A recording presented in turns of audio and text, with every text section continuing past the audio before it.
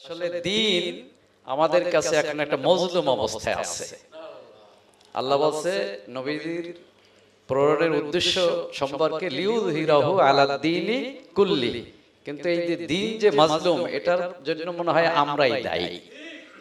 দিনের যে ব্যাখ্যা বিশ্লেষণ এক এক জায়গায় এক এক রকম দেয়া হচ্ছে, দিন একটা খুব করুণ অবস্থায় আছে আমাদের সমাজ ব্যবস্থায়।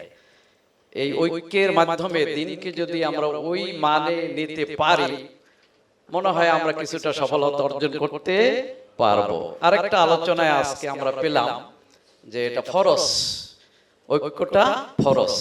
তাহলে নামাজ, রোজা, হজ, যাকাত যেমনি ভাবে ফরজ ইবাদত, ইসলামী ঐক্যের কাজ করা এটাও একটি ফরজ ইবাদত।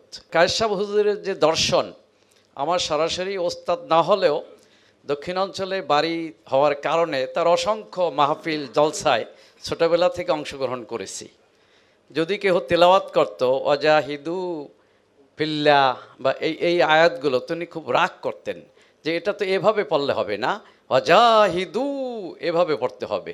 সেই সময় তার সোহবাতে আমরা দেখেছি যে তিনি জাতিকে নিয়ে, ইসলামকে নিয়ে তার যে দর্শন, কোরআনের যে দর্শন, সেটা প্রতি তিনি কতটা দৃষ্টি আকর্ষণ করতেন আমাদের ছাত্রদেরকে সহ, আমরা সেটা উপলব্ধি করতে সক্ষম হয়েছি।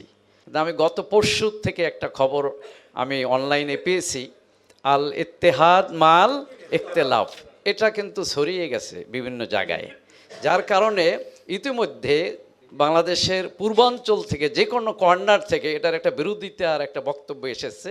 তারা বলছে না, এটা না, হবে আল ইত্তেহাদ বাইনা না। এই পরিভাষা দিয়ে তারা আরেকটি এর বিকল্প কথাবার্তা শুরু করেছে। কাজেই হুজুর যে বলছেন মিডিয়া থেকে দূরে, না, এটার প্রতিফলন, এটার আওয়াজ ইতিমধ্যে কিন্তু চতুর্দিকে ছড়িয়ে গেছে। আমাদের সাবধান সতর্কভাবেই এগোতে হবে। নেসারাবাদী হুজুর লিখেছেন মুসলিম ঐক্য অন্তরায় করণীয়। আজকে এই বইটি আমি অক্ষরে অক্ষরে শুরু থেকে শেষ পর্যন্ত তেলাওয়াত করেছি, পাঠ করেছি। আগে ভাষা ভাষা পাঠ করছিলাম।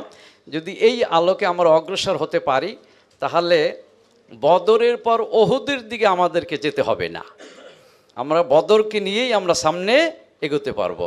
আল্লাহ রাব্বুল আলামিন আমাদেরকে কবুল ও মঞ্জুর করে নিন, আমিন। আসসালামু আলাইকুম ওয়া রাহমাতুল্লাহ। এই অনুষ্ঠানের অন্যান্যদের বক্তব্য শুনতে লাইক, কমেন্ট, শেয়ার করুন এবং চ্যানেলটি সাবস্ক্রাইব করে সাথেই থাকুন।